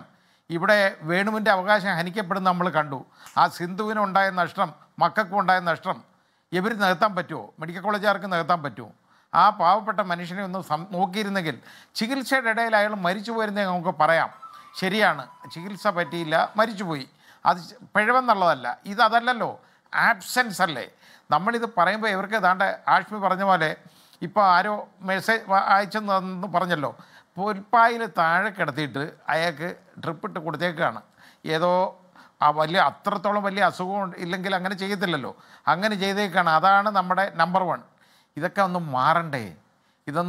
ഇവിടെ പണമുള്ളവൻ അവിടെ ചെന്ന് കഴിഞ്ഞാൽ, അല്ലെ പിടിപാടുള്ളവൻ രാഷ്ട്രീയക്കാരൻ അവിടെ ചെന്ന് കഴിഞ്ഞാൽ അവന് നിമിഷം കൊണ്ട് ബെഡ് കിട്ടുമല്ലോ, അവൻ എല്ലാ ചികിത്സയും കിട്ടും, എല്ലാ അറ്റൻഡൻസും അവന് കിട്ടും, ആളുകൾ മുഴുവൻ അവനെ ശ്രദ്ധിക്കും. പക്ഷേ ഈ പാവങ്ങളുടെ കാര്യത്തിലുണ്ടല്ലോ, ഇതൊന്നും നോക്കത്തില്ല ഇവരാരും. അത് വളരെ അത്രയും വലിയ മനുഷ്യത്വം ഇല്ലായ്മയാണ് ഇവരൊക്കെ പലപ്പോഴും കാണിക്കുന്നത്. ഇതൊക്കെ കണ്ണ് തുറന്ന് കാണണം. അതുപോലെ തന്നെ ഇപ്പോൾ ആംബുലൻസിൻ്റെ കാര്യം പറഞ്ഞു. യഥാർത്ഥത്തിൽ ക്രിട്ടിക്കൽ സ്റ്റേജിലുള്ള ഒരു പേഷ്യൻറ്റിനെ കൊണ്ടുവരുമ്പോൾ ക്രിട്ടിക്കൽ കെയറുമായിട്ട് ബന്ധമുള്ള ക്രിട്ടിക്കൽ കെയറുള്ള ഡോക്ടേഴ്സോ അല്ലെങ്കിൽ ക്രിട്ടിക്കൽ കെയറുമായിട്ട് അനുഭവ സമ്പത്തുള്ള നേഴ്സിനെയോ മാത്രമേ അതിനകത്ത് അയക്കാവുള്ളൂ. അപ്പോൾ അവർക്ക് ഈ രോഗിയുടെ തല പൊക്കി വെക്കണമെന്നുള്ളതൊരു കോമൺ സെൻസാണ്. ഈ സമയം പറഞ്ഞ പോലെ അതിന് പോലും ഇല്ല. അറിയാൻ വയ്യാത്തല്ല, അവർക്കിത് പ്രശ്നമല്ല, ശ്രദ്ധിക്കത്തില്ല. അവർക്കൊക്കെ ഇതൊക്കെ എന്നൊക്കെ പറഞ്ഞുണ്ടല്ലോ, ഒരു മെക്കാനിക്കലായിട്ട് അവരങ്ങ് ജോലി ചെയ്യുന്നേ ഉള്ളൂ. അല്ലാതെ അവർ ഒരു സേവന മനസ്ഥിതിയോടുകൂടി ചെയ്യുന്നതല്ല ഇതൊക്കെ. അങ്ങനെയുള്ള ആളുകളായിരിക്കണം മെഡിക്കൽ കോളേജിൽ വേണ്ടത്. അത് ഡോക്ടേഴ്സ് ആയാലും മറ്റ് പാരാമെഡിക്കൽ സ്റ്റാഫ് ആയാലും എല്ലാവരും. അവർ ഒരു സേവന മനസ്ഥിതിയുള്ള ആളുകൾ തന്നെ ആയിരിക്കണം. അല്ലാതെ ഈ സാധാരണ മെക്കാനിക്കലായിട്ട് വർക്ക് ചെയ്യുന്ന ജോലി ചെയ്യാൻ പോകുന്ന ആളുകളെയൊന്നും അവിടെ നിയമിച്ച് വെക്കരുത്. അതാണ് നമ്മുടെ സിസ്റ്റത്തിൻ്റെ തകരാറ്. ഞാൻ പറയാം, ഇനി റിപ്പോർട്ടൊക്കെ എത്ര വാങ്ങിച്ചാലും ശരി, ഈ സിസ്റ്റത്തിൻ്റെ തകരാറൊന്നും മാറാൻ പോകുന്നില്ല. മാറണമെന്നുണ്ടെങ്കിൽ അതിൻ്റെ തല മുതൽ താഴോട്ട് മാറണം. ആ മാറണമെന്നുണ്ടെങ്കിൽ നമ്മുടെ ഗവൺമെൻറ്റിൻ്റെ തന്നെ സിസ്റ്റം മൊത്തം കൂടെ ഒന്ന് വർക്ക് ചെയ്യണം, എന്നാലേ നടക്കുള്ളൂ. ഓക്കെ, ശ്രീ വസന്ത് ഇവിടെ ഞാൻ പലപ്പോഴും പറയുന്നതാണ്, ഭരിക്കുന്നത് നിങ്ങളാണെന്ന് ആലോചിക്കുക, CPM പ്രതിപക്ഷത്താണെന്ന് ആലോചിക്കുക. ഒരു രോഗി മെഡിക്കൽ കോളേജിൽ അനുഭവിച്ച നരകം വിളിച്ചു പറഞ്ഞ് മരിച്ചുപോയെന്ന് വിചാരിക്കുക, തെരുവുകൾ സ്തംഭിക്കില്ലേ? DYFI പിന്നെ ആരോഗ്യമന്ത്രി വഴി നടക്കാൻ സമ്മതിക്കുമോ? ഇവിടെ കരിങ്കൊടി കടലാവില്ലേ? SFI ആരോഗ്യമന്ത്രിയോട് നൂറുകണക്കിനായ കോലങ്ങൾ കത്തിക്കില്ലേ? ഈ നാട്ടിലൊരു പാവപ്പെട്ടവൻ അങ്ങേയറ്റം ദയനീയാവസ്ഥ മരണസാക്ഷ്യം പറഞ്ഞ് മരിച്ചു പോയിട്ട് നിങ്ങളിത് എവിടെയാണ് ശ്രീ വസന്ത്? അല്ല ഹാഷ്മി, എന്താണ് പ്രശ്നം? ഞങ്ങളുടെ സർക്കാർ ഈ വിഷയവുമായി ബന്ധപ്പെട്ട് റിപ്പോർട്ട് തേടിയിട്ടില്ലേ? ആ ഇതുവരെ തേടിയ റിപ്പോർട്ടുകളെല്ലാം കൂടെ അടുത്ത മന്ത്രിസഭാ യോഗത്തിൽ തീരുമാനമെടുത്ത് ആക്രിക്ക് തൂക്കിവിറ്റ് സർക്കാർ ആശുപത്രികളിൽ കുറവ് വരുന്ന മെഡിസിൻ വാങ്ങാൻ, ആ പണം വകയിരുത്താൻ വേണ്ടി ഞങ്ങളുടെ സർക്കാർ തീരുമാനിച്ചിട്ടുണ്ട്. എന്താണ് ഹാഷ്മിക്ക് പ്രശ്നം? ഇനി അത് പോരാഞ്ഞിട്ട് ഹാഷ്മി അടങ്ങുന്ന ഈ ഓൺലൈൻ മുഖമില്ലാത്തവരുടെ ഭാഷയിൽ പറയുന്ന മാപ്രകളുടെ വായടപ്പിക്കാൻ വേണ്ടി നിങ്ങൾ ഞങ്ങളുടെ സംസ്ഥാനത്തിനെതിരെ വിമർശനം ഉന്നയിച്ചാൽ നിങ്ങളെ മാവോയിസ്റ്റാക്കി പ്രഖ്യാപിക്കാനും അങ്ങനെ പ്രഖ്യാപിച്ച ശേഷം മയോ ക്ലിനിക്കിൽ പോയി ചികിത്സ തേടാനും മുഖ്യമന്ത്രി തീരുമാനിച്ചിട്ടുണ്ടല്ലോ. പിന്നെ എന്താണ് ഹാഷ്മി അടക്കമുള്ള മാധ്യമങ്ങളുടെയും പ്രതിപക്ഷത്തിന്റെയും പ്രശ്നം? നോക്കൂ, ഈ സർക്കാരിനെതിരായി അവരുടെ പ്രശ്നങ്ങൾ ചൂണ്ടിക്കാണിക്കുമ്പോൾ അതെല്ലാം ഒറ്റപ്പെട്ട സംഭവങ്ങളാണെന്നും ആ ഒറ്റപ്പെട്ട സംഭവങ്ങളെല്ലാം കൂടെ എടുത്തു ഉയർത്തിക്കൊണ്ടുവന്ന് അത് സർക്കാരിനെ താഴെ അടക്കാനുള്ള മാവോയിസ്റ്റ് പ്രവർത്തനമാണ് എന്നും വിളിച്ചു പറയുകയാണ് ഇവിടുത്തെ സർക്കാരും ആ സർക്കാരിന് നേതൃത്വം കൊടുക്കുന്ന മുഖ്യമന്ത്രിയും. കഴിഞ്ഞ ദിവസങ്ങളിൽ നമ്മൾ എന്താ കണ്ടത്? ആരോഗ്യവകുപ്പ് മന്ത്രി ഇതുവരെ മിണ്ടിയിട്ടില്ല, നാവൊന്നും അനക്കിയിട്ടില്ല, ഫേസ്ബുക്കിൽ 2 വരി എഴുതാൻ പോലും തയ്യാറായിട്ടില്ല. എന്നാൽ മുഖ്യമന്ത്രിയുടെ കൂടെ നിൽക്കുന്ന വൃന്ദവും പറയുന്നത് ഒറ്റപ്പെട്ട സംഭവങ്ങളാണ് ഇതൊക്കെ. ആ ഒറ്റപ്പെട്ട സംഭവങ്ങൾ കൊണ്ടുവന്ന് ഈ സർക്കാരിനെ താഴെ ഇറക്കാനുള്ള ശ്രമമാണ് നിങ്ങൾ നടത്തുന്നത്, പ്രതിപക്ഷവും മാധ്യമങ്ങളും. ഒറ്റപ്പെട്ട സംഭവങ്ങളുടെ അയ്യര് കളി കഴിഞ്ഞ വർഷമുണ്ട്. ഈ വർഷം മാത്രമുണ്ടായത് ഞാൻ പറയാം. കോഴിക്കോട് ഒരു ഹർഷിന, 24 അത് എയർ ചെയ്തിട്ടുള്ള വാർത്തയാണ്. ആ ഹർഷിന പ്രസവ ആവശ്യവുമായി ബന്ധപ്പെട്ടാണ് മെഡിക്കൽ കോളേജിൽ എത്തുന്നത്. അവരുടെ വയറ്റിൽ ഈ പറയുന്ന ശസ്ത്രക്രിയയ്ക്ക് ഉപയോഗിച്ച കത്രിക വെച്ച് തുന്നിക്കെട്ടി തിരിച്ചുവിട്ടു. 5 വർഷം കഴിഞ്ഞു അവർക്കത് തിരിച്ചറിയാൻ വേണ്ടി. അവർ മെഡിക്കൽ കോളേജിന് മുമ്പിൽ സമരപന്തലിട്ടു. 4 തവണയാണ് കേരളത്തിന്റെ ആരോഗ്യവകുപ്പിന്റെ മന്ത്രി വീണ ജോർജ് അവിടെ സന്ദർശിക്കുന്നത്. 4 തവണ സന്ദർശിച്ചും ഒരു മാനവുമില്ലാതെ ഉളുപ്പുമില്ലാതെ ആ സ്ത്രീ പറഞ്ഞിട്ട് പോയി ഉടനടി ആക്ഷൻ ഉണ്ടാവും, ദ്രുതഗതിയിൽ ആക്ഷൻ ഉണ്ടാവും, ഞാൻ റിപ്പോർട്ട് ആവശ്യപ്പെട്ടിട്ടുണ്ട് എന്ന്. ഈ നിമിഷം ഇതുവരെ ആ വിഷയത്തിൽ ഒരു നടപടി ഉണ്ടായിട്ടില്ല. ICUവിൽ പീഡിപ്പിച്ച കേസിൽ ICUവിൽ വെച്ചൊരു സ്ത്രീക്ക് പീഡനം നേരിടേണ്ടി വരുന്നു, ലൈംഗിക പീഡനം. പ്രതി ചേർക്കപ്പെടുന്നത് DYFI-കാരനാണ്. ആ DYFI-കാരനെതിരെ മൊഴി കൊടുത്തു എന്ന പേരിൽ അതേ മെഡിക്കൽ കോളേജിലെ നഴ്സിനെ സ്ഥലം മാറ്റി ഈ സർക്കാർ. എന്നിട്ടും ഇതുവരെ ആ DYFI-കാരനെതിരായി ഈ സർക്കാരിന് ഒരു നടപടിയില്ല. അയാളെ സ്ഥലം മാറ്റാനോ പിരിച്ചുവിടാനോ സസ്പെൻഡ് ചെയ്യാനോ ഈ സർക്കാർ തയ്യാറായിട്ടില്ല. ആ ഒറ്റപ്പെട്ട സംഭവം തീർന്നപ്പോഴാണ് കോഴിക്കോട് ഒരു പാവപ്പെട്ട കുട്ടി, 4 വയസ്സുകാരിയാണ്, നേരത്തെ ജസ്റ്റിസ് കമാൽ പക്ഷത്ത് പറഞ്ഞു, ആ 4 വയസ്സുകാരി കൈയൊടിഞ്ഞ് ആശുപത്രിയിലേക്ക് വരുന്നു. ആശുപത്രിയിലേക്ക് വന്ന് തിരിച്ചു പോകുന്ന സമയത്ത് ആ കുഞ്ഞ് 24 അടക്കമുള്ള മാധ്യമങ്ങളോട് നിങ്ങളുടെ മുമ്പിൽ വെച്ച് അതിന്റെ അപ്പനോടും അമ്മയോടും ചോദിക്കുകയാണ്, ഉമ്മയോടും ഉപ്പായോടും ചോദിക്കുകയാണ്, എന്റെ കൈ എവിടെ എന്നാ ചോദിക്കുന്നത്. എന്റെ കൈ എവിടെ? ഒടിഞ്ഞ കൈയുമായി വന്ന കുട്ടിയുടെ കൈ മുറിച്ചു മാറ്റി തിരിച്ചുവിടുന്ന ശസ്ത്രക്രിയയാണ് ഈ സർക്കാർ നടത്തിക്കൊണ്ടിരിക്കുന്നത്, ഈ സർക്കാരിന്റെ ആശുപത്രിയിൽ നടക്കുന്നത്. തിരുവനന്തപുരത്ത് വലത്തെ കാലിനായിരുന്നു ഓപ്പറേഷൻ ചെയ്യേണ്ടിയിരുന്നത്. 6 മാസം മുമ്പാണ്. വലത്തെ കാലിന് ഓപ്പറേഷൻ ചെയ്യുമ്പോൾ തലേ ദിവസം സ്വാഭാവികമായും ഹാഷ്മി നമ്മുടെ കയ്യിലും കാലിലും ഒക്കെയുള്ള സ്കിന്ന് അത് റിമൂവ് ചെയ്യും. ഒരു പുരുഷനാണ്, സ്വാഭാവികമായും സ്കിന്ന് റിമൂവ് ചെയ്യും. വലത്തെ കാലിന് ഓപ്പറേഷൻ ചെയ്യണമെങ്കിൽ വലത്തെ കാലിന് സ്കിന്നാണ് റിമൂവ് ചെയ്യുക. ആ റിമൂവ് ചെയ്ത സ്കിന്ന് ഏതാണ് എന്ന് പോലും ശ്രദ്ധിക്കാതെ വലത്തെ കാലിന് ഓപ്പറേഷൻ നടത്തേണ്ട ഡോക്ടർ വന്ന് പിറ്റേ ദിവസം ഇടത്തെ കാലിന് ഓപ്പറേഷൻ നടത്തി കമ്പിയിട്ടിട്ട് പോയി. ഇതേ അവസ്ഥ പാലക്കാടുണ്ടായി. കൈക്ക് പകരം കാലിൽ കമ്പിയിട്ട് വെച്ച് കെട്ടി തുന്നിക്കെട്ടി മറച്ചുവിട്ട ഒരു സർക്കാർ, ആ സർക്കാരിന്റെ കീഴിലുള്ള ആരോഗ്യ സംവിധാനം. ഇനി ഇതേ തിരുവനന്തപുരത്ത് 3 മാസം മുമ്പ് തിരുവനന്തപുരം മെഡിക്കൽ കോളേജിൽ ഒരച്ഛന്റെ മൃതദേഹം ഏറ്റുവാങ്ങാൻ വേണ്ടി ഒരു മകൻ വരികയാണ്. സ്വാഭാവികമായും ഏതൊരു വൈകാരികമായ അവസ്ഥയിലാണ് ആ മകൻ ഉണ്ടായിരിക്കുക എന്ന് എനിക്കും ചിന്തിക്കാം, ഹാഷ്മിക്കും ചിന്തിക്കാം. ആ മകനെ അവിടുത്തെ സെക്യൂരിറ്റി ജീവനക്കാരൻ മർദ്ദിക്കുന്നു വണ്ടി പാർക്ക് ചെയ്യുന്നതുമായി ബന്ധപ്പെട്ട്. ആ മർദ്ദനം നിങ്ങളടക്കം ഏറെ ചെയ്യുന്നു. ആരോഗ്യവകുപ്പ് മന്ത്രി വീണ ജോർജ് തലസ്ഥാനത്തുണ്ടായിരുന്നു. അവരവിടെ ഓടിയെത്തുന്നു. എത്തിയ ഉടനെ അവർ പറഞ്ഞത് 24 അവേഴ്സിനുള്ളിൽ എന്തുണ്ടാവും, ആക്ഷൻ ഉണ്ടാകും എന്നാണ്. 24 അവേഴ്സ് കഴിഞ്ഞപ്പോൾ 3 മാസമാകുന്നു. ഇതുവരെ ആ വിഷയത്തിൽ നടപടി ഉണ്ടായിട്ടില്ല. ഇങ്ങനെ ഒറ്റപ്പെട്ട സംഭവങ്ങളുടെ ഒരു അയ്യര് കളിയുടെ ഭാഗമായാണ് ഈ സർക്കാർ മുമ്പോട്ട് പോകുന്നത്. ഇപ്പൊ വേണുവിന്റെ കാര്യത്തിൽ എന്താ, കൊല്ലത്ത് നിന്ന് കിലോമീറ്ററുകൾ താണ്ടി 108 ആംബുലൻസ് വിളിച്ചിട്ട് കിട്ടാതെ വന്ന് സ്ട്രോക്ക് ഉണ്ടായ മനുഷ്യനാണ്. വെറും ഒരു രോഗിയല്ല കേട്ടോ, മുൻപ് സ്ട്രോക്ക് ഉണ്ടായ ഒരു മനുഷ്യൻ. ആ മനുഷ്യൻ അടിയന്തര ചികിത്സ ആവശ്യപ്പെട്ടുകൊണ്ടാണ്, അല്ലെങ്കിൽ കൊല്ലത്തെ ജില്ലാ ആശുപത്രിയിൽ നിന്ന് ഇമ്മീഡിയറ്റ് എമർജൻസി ആക്ഷൻ എന്ന് എഴുതി കൊടുത്തുവിട്ട് ഒരു കുറിപ്പടിയുമായിട്ട് വരുമ്പോ അവൻ പുഴുവരിക്കുന്നത് പോലെ അവിടെ കടന്നു മരിക്കേണ്ടി വരികയാണ്. എന്താ ഈ സർക്കാരിന്റെ നിലപാട്? FIR ഇടണ്ടേ? മരണമൊഴിയല്ലേ ഇന്ന് പുറത്തു വന്നിരിക്കുന്നത്. ഇന്നലത്തേക്കാൾ കൂടുതൽ ഗുരുതരമായ രീതിയിൽ എന്റെയും ഹാഷ്മിയുടെയും ഒക്കെ പ്രതിപക്ഷവും മാധ്യമ പ്രവർത്തനം എന്നതിനൊക്കെ അപ്പുറത്ത് മനുഷ്യനായി ചിന്തിക്കുമ്പോൾ നമ്മുടെ മനസ്സ് മരവിച്ചു പോകുന്ന രീതിയിൽ, രക്തം കട്ട പിടിക്കുന്ന രീതിയിൽ ആ മനുഷ്യന്റെ ശബ്ദം നമ്മുടെ മനസ്സിൽ നിൽക്കുകയല്ലേ, തലയ്ക്ക് മുകളിൽ നിൽക്കുകയല്ലേ. ഇത് ഈ സർക്കാരിന്റെ ചെവിയുടെ അപ്പുറത്തില്ലേ? എന്താ അവർക്ക് FIR ഇട്ട് അന്വേഷിക്കാൻ ബുദ്ധിമുട്ട്? അതൊരു മരണമൊഴിയായി കണക്കാക്കിക്കൊണ്ട് FIR ഇട്ട് ആരോഗ്യവകുപ്പിന്റെ മന്ത്രിയെ ഒന്നാം പ്രതി ചേർത്തുകൊണ്ട്, ഇനി അവർക്ക് അതിന് മടിയാണെങ്കിൽ ഏറ്റവും കുറഞ്ഞ പക്ഷം ഇന്നലെ വന്ന് ന്യായീകരിക്കാൻ വേണ്ടി നമ്മുടെ മുമ്പിൽ വന്നു നിന്ന നാണോ മാനവും ഇല്ലാത്തൊരു സൂപ്രണ്ടന്റ് ഉണ്ടല്ലോ, അയാളെയെങ്കിലും പ്രതി ചേർത്തുകൊണ്ട് ആക്ഷൻ ഉണ്ടാവണ്ടേ? എന്നിട്ട് ഇന്നലെ അയാൾ എന്താ പറഞ്ഞത്, 20% അല്ലെ 30% പേരൊക്കെ എന്ത് ചികിത്സ കൊടുത്താലും മരിച്ചു പോകും. 20% 30% പേർക്ക് എത്ര വലിയ ചികിത്സ കൊടുത്താലും എന്ത് സൂപ്പർ സ്പെഷ്യാലിറ്റി കൊണ്ടുപോയാലും അവർ മരിക്കാനുള്ള സാധ്യതയുണ്ട് എന്നാണ് മെഡിക്കൽ സൂപ്രണ്ടന്റ് നമ്മുടെ മുമ്പിൽ വന്ന് പറഞ്ഞത്. ഇത് കേട്ട് പേടിച്ചിട്ടായിരിക്കും KN ബാലഗോപാൽ ഒഴികെ സംസ്ഥാനത്തെ ഒരു മന്ത്രിയും സർക്കാർ ആശുപത്രിയിലേക്ക് പോകാറില്ല.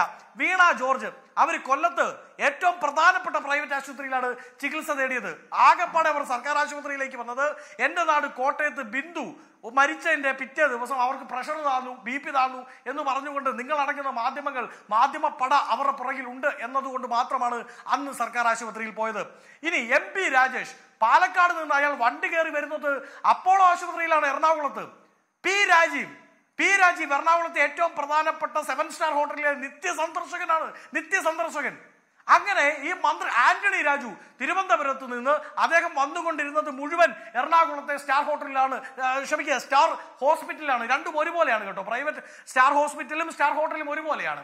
അപ്പൊ മന്ത്രിമാർക്കൊന്നും വേണ്ടാത്ത നമ്പർ 1 കേരളത്തിലെ നമ്പർ 1 ആശുപത്രി. പക്ഷേ ഇതൊക്കെ അവരുടെ കേന്ദ്രത്തിന്റെ ആവശ്യമാണോ? അല്ല, ഇതൊക്കെ നമ്മുടെ പൈസയാ, ഇതൊക്കെ നമ്മുടെ നികുതി പണോ? ഞാൻ പറയുന്നത് അത് വേണ്ടെന്ന് പറയുന്നില്ല. അത് നാടിന്റെ മന്ത്രിമാർക്ക് നാട് കൊടുക്കേണ്ട അവകാശമാണ്, തർക്കമില്ല. പക്ഷേ ഇക്കാര്യങ്ങൾ കൂടി നോക്കണം. അങ്ങനെ നമ്മുടെ പൈസ എടുത്ത് ചികിത്സയ്ക്ക് പോകുന്നവർ. ഇന്ന് ഡോക്ടർ ഹാരിസ് ഹസൻ ഇതുമായി ബന്ധപ്പെട്ട ചില കാര്യങ്ങൾ പറയുന്നുണ്ടായിരുന്നു. ആദ്യം ഒരു പൊതുപരിപാടിയിലും അത് കഴിഞ്ഞ് മാധ്യമങ്ങളോട് സംസാരിക്കുമ്പോഴും ഉറച്ച നിലപാടാണ്. ഒന്ന് കേൾക്കണം. 1986 മെഡിക്കൽ കോളേജിൽ പോകുമ്പോൾ ഉള്ള പോലെ തന്നെ ഇപ്പോഴും രോഗികൾ തറയിൽ കിടക്കുക എന്ന് പറയുന്നത് വളരെ മോശമായിട്ടുള്ളൊരു, നമ്മുടെ സാംസ്കാരിക കേരളത്തിന് തന്നെ അത് വളരെ വിഷമുണ്ടാക്കുന്നൊരു കാര്യമാണ്. അത് ശരിയല്ല.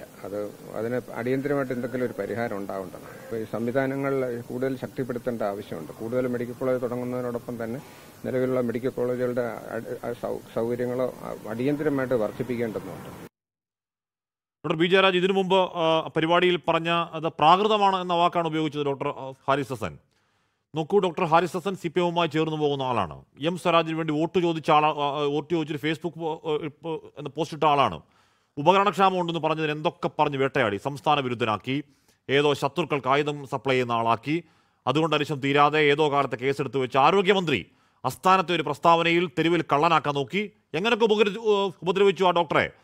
വീണ്ടും പറയുന്നു, അതേ മെഡിക്കൽ കോളേജിലെ മറ്റൊരു ഡിപ്പാർട്ട്മെന്റ് ഡോക്ടറാണ്, HOD-യാണ്. 1986 ഞാൻ അവിടെ പഠിച്ചപ്പോഴുള്ള അതേ അവസ്ഥയാണ്. തറയിലിട്ട് ചികിത്സിക്കൽ പ്രാകൃതമാണ്. ഇനിയിപ്പോൾ ചാപ്പുകളുടെ വരവാകുമല്ലേ ഹാരിസിനെതിരെ? Doctor B Jayaraj.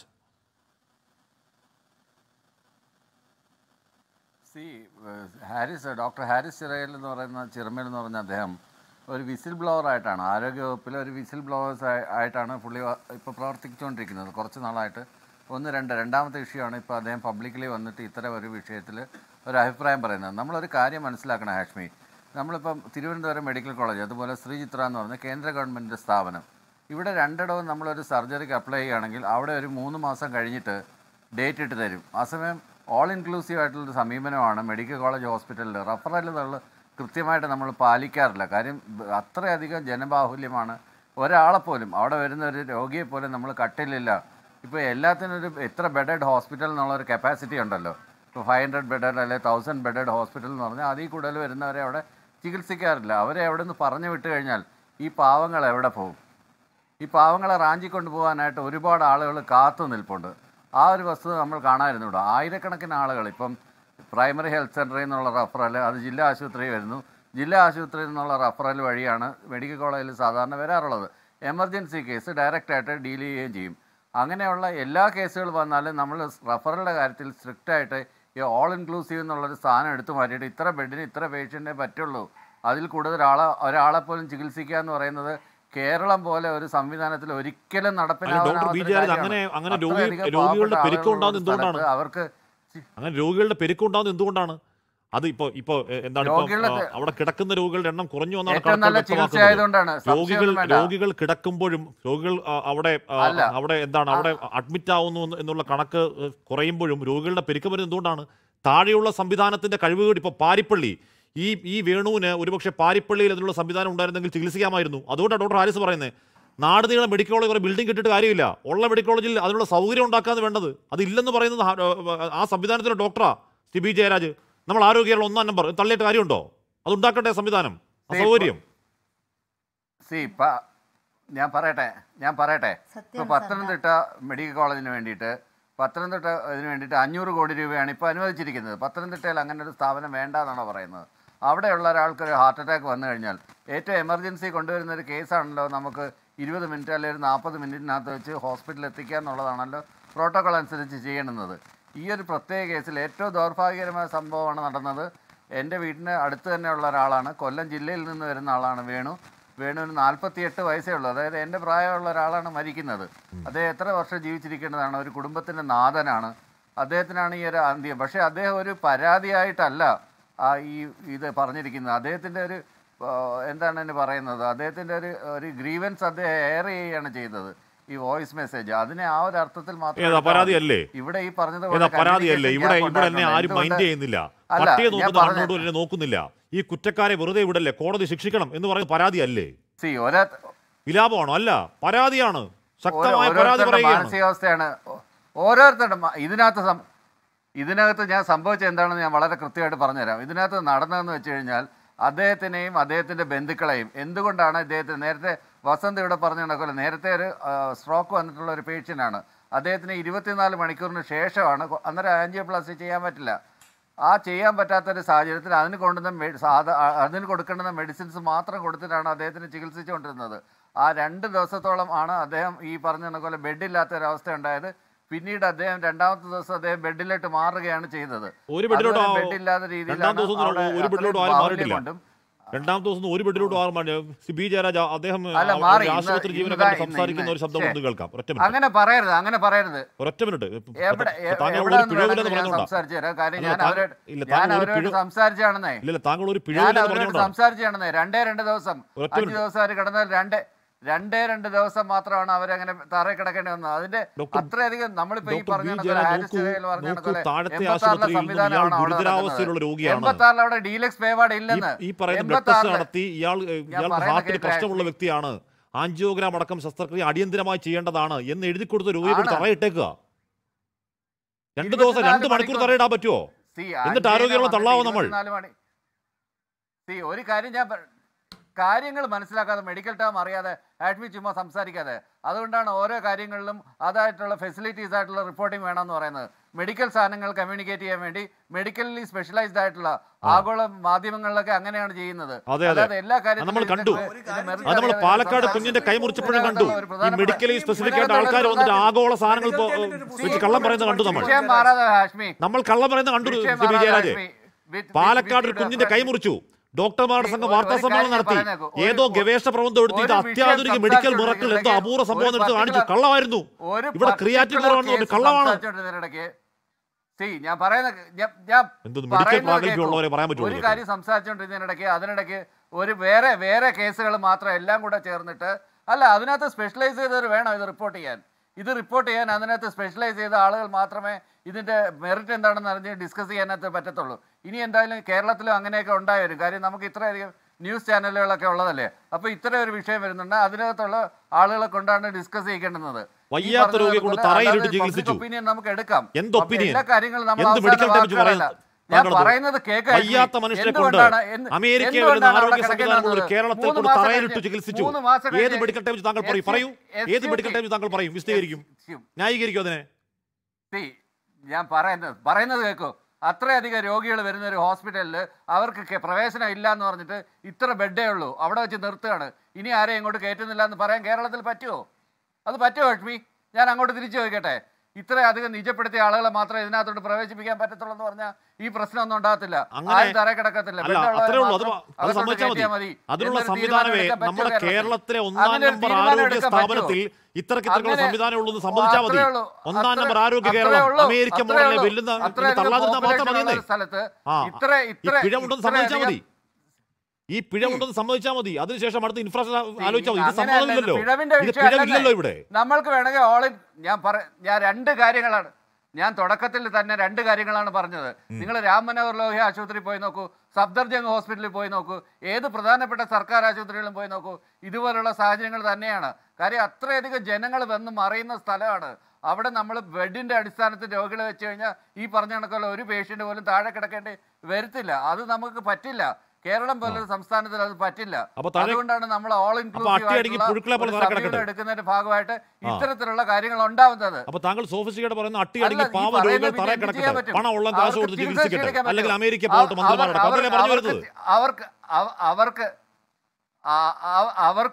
അവർക്ക് ചികിത്സ നിഷേധിക്കാൻ നമുക്കാവില്ല ലക്ഷ്മി.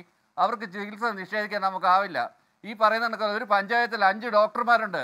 അത് ഹോമിയോപ്പതി ആണെങ്കിലും ആയുർവേദം ആണെങ്കിലും അലോപ്പതി ആണെങ്കിലും 5 ഡോക്ടർമാർ വെച്ചിട്ടാണ് നമ്മൾ പ്രാഥമിക ലെവലിൽ നിന്ന് മേളിലോട്ട് വന്നുകൊണ്ടിരിക്കുകയാണ്. പ്രാഥമിക ലെവലിൽ നമ്മൾ നല്ല രീതിയിൽ ചികിത്സ ആയതുകൊണ്ടാണ് ഇവിടെ കോവിഡ് മരണങ്ങൾ പറ്റിയത്. സൂപ്പർ സ്പെഷ്യാലിറ്റിയിലോട്ട് പോയിക്കൊണ്ടിരിക്കുകയാണ്. നമ്മുടെ സംവിധാനത്തിന് പരിമിതിയുണ്ട്. അത് ഈ പറയുന്ന അമേരിക്കയെ വെല്ലുന്ന എന്തോ മാരക സംവിധാനമാണ് എന്ന് തള്ളാതിരുന്നാൽ മതിയെന്നേ. പ്രശ്നമുണ്ടെന്ന് സമ്മതിക്കലാണ് പ്രധാനം, അതിന് പരിഹാരം ഉണ്ടാക്കലാണ് പ്രധാനം. ഏത് ക്രൈറ്റീരിയയിലാണ് ഇത്? ഓരോ ക്രൈറ്റീരിയയുടെ കാര്യം. എന്ത് ക്രൈറ്റീരിയ ആണെങ്കിലും ഒരു മനുഷ്യൻ മരിച്ചു. ഏത് ക്രൈറ്റീരിയ ആണെങ്കിലും 5 മനുഷ്യൻ ഈ കേരളത്തിൽ നരകിച്ചു മരിച്ചു. എന്ത് ക്രൈറ്റീരിയ ആണെങ്കിലും.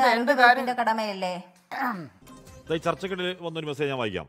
മെഡിക്കൽ കോളേജിലെ സ്റ്റാഫിന്റെ പെരുമാറ്റം അവിടെ വരുന്ന രോഗികളോട് ജയിൽ പുള്ളികളോട് പെരുമാറുന്ന പോലെയാണ് പെരുമാറുന്നത്. എൻ്റെ ഹസ്സിൻ്റെ അവസ്ഥ നോക്കൂ. ഏട്ടൻ വളരെ സീരിയസ് ആയിരുന്നു. ലിംഫോമ എന്ന ക്യാൻസർ ആയിരുന്നു. വയറിൽ നിറയെ നീര് വന്ന ഓരോ തവണയും 5 ലിറ്റർ നീരാണ് എടുക്കുന്നത്. ഭക്ഷണം പോലും കഴിക്കാൻ പറ്റാത്ത അവസ്ഥ. ക്യാൻസർ ആണെന്ന് അറിയില്ലായിരുന്നു. റിസൾട്ട് കിട്ടാൻ 1.5 മാസം വൈകി. അപ്പോഴേക്ക് 4th സ്റ്റേജ്. അന്ന് രാവിലെ ഞാൻ റിസൾട്ട് ആയോ ചോദിച്ചതാണ്. അവർ ഓരോ തവണയും പറയുന്നത് പോലെ ഇന്ന് അയക്കേ ഉള്ളൂ, 2 ദിവസം കഴിഞ്ഞ് വരാൻ.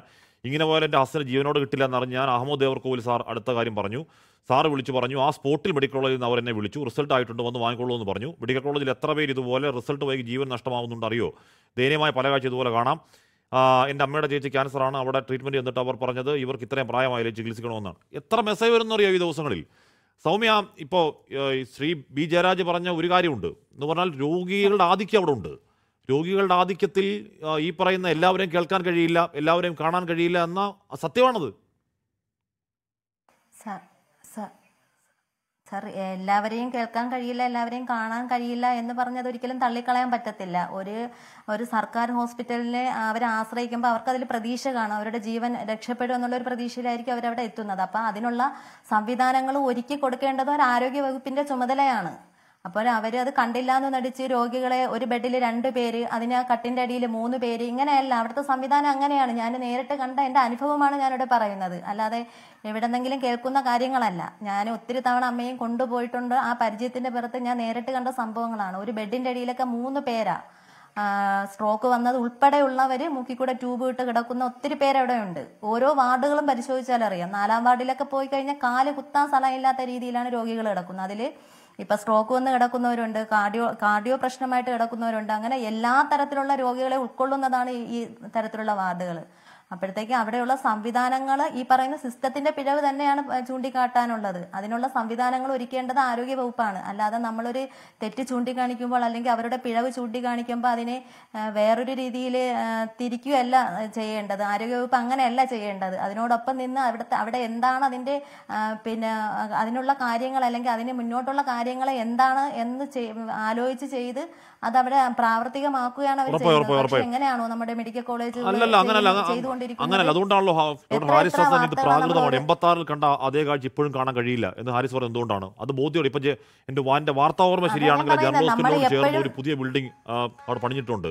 അവിടെ അതാരും ഉപയോഗിക്കുന്നില്ലെന്നാണ് എന്റെ ധാരണ. Subject correction. അവിടെ അങ്ങനെ ബിൽഡിംഗ് ഉണ്ടെങ്കിൽ അങ്ങോട്ടേ കുറച്ച് പേരെ മാറ്റിക്കൂടെ, അവിടെ സംവിധാനം ഉണ്ടായിക്കൂടെ? അപ്പം നമ്മൾ ചെയ്യണമെന്ന് ആലോചിച്ചാൽ പരിഹാരമില്ലാത്ത കാര്യം. ശ്രീ വസന്ത് സേരയ്ക്ക് ഇവിടെ ആരോഗ്യമന്ത്രി മിണ്ടിയിട്ടില്ല. ഇനി മിണ്ടിയാൽ പറയാൻ പോകുന്നത് എന്താണ്?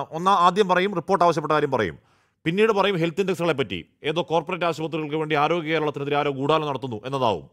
വേണു തറയിൽ കിടന്ന് മരിച്ചെങ്കിൽ യുപിയിലേക്ക് നോക്കൂ, അവിടെ കുഴിയിൽ കിടന്നല്ലേ മരിക്കുന്നത് എന്ന മോഡൽ കമ്പാരിസൺ ആവും. ചേട്ടാ, മനുഷ്യൻ മെഡിക്കൽ കോളേജിൽ അടക്കം ഇവിടെ അട്ടിയടങ്ങി പുഴുക്കളെ പോലെ തറയിൽ വെറുനിലത്ത് കിടക്കുമ്പോൾ നമുക്ക് സയന്റിഫിക് ട്രൂത്ത് വെച്ച് മെഡിക്കൽ ടൈം വെച്ച് സംസാരിക്കാൻ പറ്റുമോ? ശ്രീ വസന്ത് സേരയ്ക്ക് നോക്കൂ, ഈ വേണു അടക്കം ഏതാണ് ഒരു മനുഷ്യ ബോംബായി വന്ന് ഈ സർക്കാരിന്റെ കീർത്തി തകർക്കാൻ വേണ്ടി വന്ന മാവോയിസ്റ്റാണ് എന്ന കണക്കിനാണ് ഇവർ പറഞ്ഞുകൊണ്ടിരിക്കുന്നത്. മനുഷ്യരെല്ലാം മാവോയിസ്റ്റാക്കിയ ഈ സർക്കാരിനെതിരെ വിമർശനം ഉന്നയിക്കുന്നവരെല്ലാം സ്വമേധയാ മരിച്ചു വീണ് അവർ ഈ സർക്കാരിനെ നശിപ്പിക്കാൻ വേണ്ടി ഇറങ്ങിപ്പുറപ്പെട്ടവരാണ് എന്ന കണക്കിനാണ് ഇവരുടെ ഭാഷ. ഇപ്പൊ നോക്കൂ, അങ്ങ് നേരത്തെ സൂചിപ്പിച്ച ഡോക്ടർ ഹാരിസിന്റെ കാര്യം. ഡോക്ടർ ഹാരിസിനെ ഇവർ മറ്റൊരു ഹഫീൽ ഖാനാക്കി തല്ലിക്കൊല്ലാതിരുന്നത് ഞാനും അങ്ങും അടങ്ങുന്ന ഇവിടുത്തെ പൊതുസമൂഹം അത്രമാത്രം വിജിലന്റായി ആ കാര്യത്തിൽ ഇടപെട്ടത് കൊണ്ടാണ്. നമ്മളുടെ കണ്ണ് ഒരു മിടിക്കൊന്ന് ചിമ്മിപ്പോയിരുന്നെങ്കിൽ യുപിയിലെ കഫീഖാനെ എങ്ങനെയാണോ അവിടുത്തെ സർക്കാർ കൈകാര്യം ചെയ്തത് അതുപോലെ ജയിലിലിട്ട് തല്ലിക്കൊല്ലുന്ന അവസ്ഥയിലേക്ക് ഈ സർക്കാർ കൊണ്ടുപോകുമായിരുന്നു. അവിടെ ഇവിടുത്തെ പൊതുസമൂഹം ഉണർന്നു പ്രവർത്തിച്ചത് കൊണ്ടാണ് ആ വ്യത്യാസമുണ്ടായത്. എന്താണ് ഇപ്പോൾ ജയരാജ് പറഞ്ഞത്? ജയരാജ് പറഞ്ഞത് മെഡിക്കൽ ടേംസ് പഠിക്കണം അത്രേ. ഈ സർക്കാർ ആശുപത്രിയിലേക്ക് പോകുമ്പോൾ നമ്മൾ പഞ്ഞി മേടിച്ചോണ്ട് പോകണം, നമ്മൾ മരുന്ന് മേടിച്ചോണ്ട് പോകണം, നമ്മൾ കൂടെ ഒരു ഡോക്ടറെ കൊണ്ടുപോകണം. ഇനി പോരാത്തതിന് ഇവരുടെ സർവ്വശിക്ഷാ അഭിയാൻ വഴി ഇവർ പുറത്തിറക്കുന്ന മെഡിക്കൽ ടേംസിന്റെ ഒരു പുസ്തകം കൂടെ മേടിച്ച് പഠിച്ചോണ്ട് പോയാൽ മതി. എന്നിട്ട് മതി വിമർശനം എന്ന് പറഞ്ഞാൽ അതെടുത്ത് അങ്ങ് അട്ടത്ത് വെച്ചാൽ മതി ജയരാജെ, അതെടുത്ത് അങ്ങ് അട്ടത്ത് വെച്ചാൽ മതി വീണ ജോർജെ എന്ന് പറയേണ്ടി വരും. നോക്കൂ, ഈ സർക്കാർ ഇന്ന് 2 ലക്ഷം രൂപ പ്രഖ്യാപിച്ചിരിക്കുക. ആർക്കാ? ഈ സർക്കാരിന്റെ ഭാഗമായ സിസ്റ്റത്തിന്റെ ഒരു ഫെയിലിയർ കാരണം ഉണ്ടായ ദുരിതം. ആ ദുരിതത്തിന് ഇവർ 2 ലക്ഷം രൂപ എടുത്തു കൊടുക്കുന്നത് മുഖ്യമന്ത്രിയുടെ ദുരിതാശ്വാസ നിധിയിൽ നിന്നാണ്. സർക്കാർ ഉണ്ടാക്കുന്ന ദുരിതങ്ങൾക്ക് മുഴുവൻ പൈസ കൊടുക്കാനാണോ മുഖ്യമന്ത്രി ദുരിതാശ്വാസ നിധി തുറന്നു വെച്ചിരിക്കുന്നതെന്ന് പ്രധാനപ്പെട്ട ചോദ്യമല്ലേ? രണ്ടാമത് ജയരാജ് പറഞ്ഞത് ഈ രോഗികളുടെ വലിയ ആധിക്യം ഉണ്ടാവുന്നുണ്ട്. ശരിയാണ്, നമ്മളത് അംഗീകരിക്കണം. ആ രോഗികളുടെ ആധിക്യത്തെ മെയിൻറ്റെയിൻ ചെയ്യാൻ വേണ്ടിയാണ്, അതിനെ അഡ്രസ് ചെയ്യാൻ വേണ്ടിയാണ്. നോക്കൂ, അന്നത്തെ ഉമ്മൻചാണ്ടി ഗവൺമെന്റ് ഇറങ്ങിപ്പോകുന്നതിന് മുമ്പ് തിരുവനന്തപുരത്ത് മറ്റൊരു മെഡിക്കൽ കോളേജ് കൂടി പദ്ധതി മുമ്പോട്ട് വെക്കുന്നത്. അതിന് കേന്ദ്രാനുമതി അടക്കം കിട്ടിയതാണ്. എന്നാൽ പിണറായി ഗവൺമെന്റ് വന്നതിന് ശേഷം എന്താണ് ഉണ്ടായത്? ആ പദ്ധതിയുമായി മുമ്പോട്ട് പോകാൻ പറ്റിയിട്ടുണ്ടോ? പാലക്കാട് രാജ്യത്തെ തന്നെ അഭിമാനമായ SC/ST മെഡിക്കൽ കോളേജ് എന്താണ് ഈ സർക്കാരിന്റെ കാലത്ത് ഉണ്ടായത്? കൊല്ലത്ത്, കോട്ടയത്ത് അടക്കമുള്ള മെഡിക്കൽ കോളേജുകൾക്ക് ഈ സർക്കാർ വന്നതിന് ശേഷം ICUവിൽ ഫ്രീസ് ചെയ്ത കണക്കിന് കൊടുത്ത ഫണ്ടുകളൊന്നും മെഡിക്കൽ കോളേജുകളിലേക്ക് എത്തിയിട്ടില്ല. ആരാണ് ഇടനില നിന്ന് അത് വിഴുങ്ങിയത് എന്നൊരു ചോദ്യമല്ലേ? കോട്ടയത്തെ മെഡിക്കൽ കോളേജിൽ വരുന്ന ഫണ്ടുകൾ അവിടുത്തെ മെഡിക്കൽ കോളേജിന്റെ സംരക്ഷണ സമിതിയുടെ ഭാഗമായി നിൽക്കുന്ന മന്ത്രി തന്നെയാണ് വിഴുങ്ങുന്നത്. കൊല്ലത്ത് അവിടുത്തെ മന്ത്രിയാണ് ബാലഗോപാലിന് അതിൽ പങ്കില്ലേ?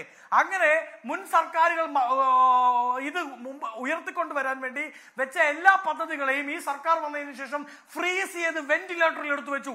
എന്നിട്ട് ഇവിടുത്തെ ആരോഗ്യ കേരളം മുഴുവൻ നമ്പർ വൺ ആണ് എന്ന് പറഞ്ഞ് അങ്ങോട്ട് പൈസ കൊടുത്ത് അവാർഡ് മേടിക്കാൻ നടക്കുകയാണ്. അങ്ങോട്ട് പൈസ കൊടുത്ത് ആ അവാർഡ് മേടിക്കാൻ വേണ്ടി കൊടുക്കുന്ന പൈസ കൊണ്ട് 2 പാരസിറ്റാമോളെങ്കിലും മേടിച്ചു വെക്കുക ജയരാജെ. 2 പാരസിറ്റാമോളെങ്കിലും നിങ്ങളുടെ സർക്കാരിനെ കൊണ്ട് മേടിച്ചു വെപ്പിക്ക്. അവാർഡൊന്നും വേണ്ടെന്നേ. 2 പാരസിറ്റാമോൾ വരുന്നവന് വായിലിട്ട് കൊടുക്കാൻ വേണ്ടി വായു ഗുളിയെങ്കിലും മേടിച്ചു വെക്കാൻ ഈ സർക്കാർ തയ്യാറാണ്. ഇതൊക്കെ പറയുമ്പോൾ നമ്മൾ പിന്നെയും പറയുന്നത് ഇത് അടച്ചാക്ഷേപിക്കലല്ല, ഡോക്ടർമാരും ജീവനക്കാരും ജോലി ചെയ്യുന്നില്ല എന്ന് പറയലല്ല. അവരെ കൊണ്ട് കഴിയുന്നതിന്റെ പരമാവധി ജോലി ചെയ്യുന്നുണ്ട്, പക്ഷെ മതിയായ ഡോക്ടർമാരില്ല. പക്ഷേ സിസ്റ്റത്തിൽ പിഴവുകളുണ്ട്. സിസ്റ്റം പിഴവുകളുടെ രക്തസാക്ഷിയാണ് വേണു അടക്കമുള്ള മനുഷ്യർ, കൈപോയ കുഞ്ഞടക്കമുള്ളവർ. ആ സിസ്റ്റം തിരുത്തണമെങ്കിൽ പിഴവുണ്ടെന്ന് അംഗീകരിക്കലാണ് ആദ്യം വേണ്ടത്. അതിനുവേണ്ടിയുള്ള ചർച്ചകളാണ് വേണ്ടത്. അതുണ്ടാകും, അല്ലെങ്കിൽ വേണുവിന്റെ മരണം ആ ഒരു മാറ്റമെങ്കിലും ഉണ്ടാക്കുന്നില്ലെങ്കിൽ പിന്നെന്താണ്? ലോകത്തെവിടെയായാലും ഏത് സമയത്തും 24 വാർത്തകളും ഓഗ്മെന്റഡ് റിയാലിറ്റി പാക്കേജുകളും എക്സ്പ്ലെയിനറുകളും വിശദമായി കാണാൻ ഞങ്ങളുടെ യൂട്യൂബ് ചാനൽ നിങ്ങൾക്ക് സബ്സ്ക്രൈബ് ചെയ്യാം.